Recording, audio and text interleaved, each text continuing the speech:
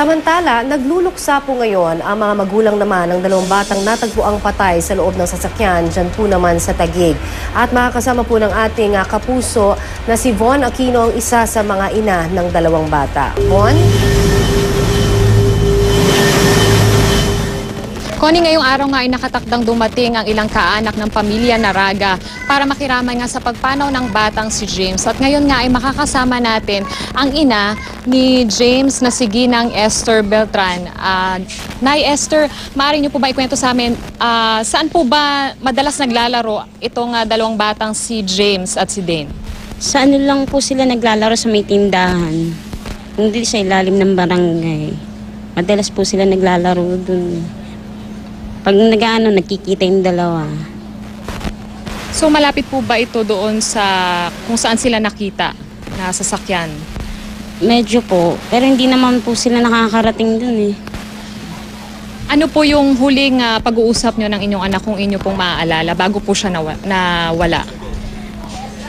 Huli ko po siyang yung nagpapatulog po ako ng baby ko. Nanglalambing po siya sa akin, nangihingi ng pera. Ano pong sabi na sa kanya? Sabi ko, patutulugin ko lang si baby, mamaya maliligo ka na. Alright, Von? Von? Von? Yes, Tony? Yes, Von. Gusto lang natin din idagdag na katanungan kay nanay. Na-inspeksyon niya ba yung sinasabing sasakyan o yung garahe kung saan sinasabing natagpuan yung mga bata? Bago itong, of course, itong ay sinagawang actual na operasyon naman ng mga polis.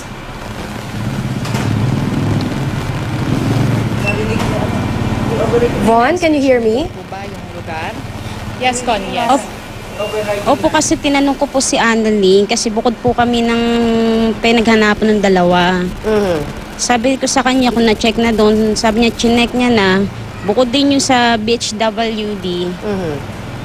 Na tinignan na din daw po yun. Pero ang katanungan na marami dahil nababanggit nga ho ninyo na na-inspeksyon ninyo, no? Yung mismong sasakyan ho ba na yun? Na-inspeksyon isa-isa? O papaano ho ba yung pag-inspeksyon? Baka in-inspeksyon lang yung mismong lugar at hindi ho isa-isang sasakyan ang nakita?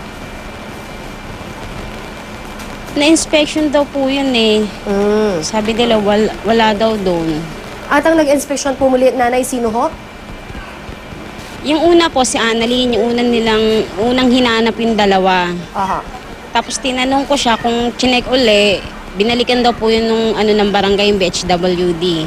Okay. Meron ho kayong paniniwala na maaaring hindi ho dito talaga nangyari, ano? Sinasabi niyo ho na baka pinasok lang ho yung mga bata doon dahil 4 na buwan na ho silang nawawala, nanay?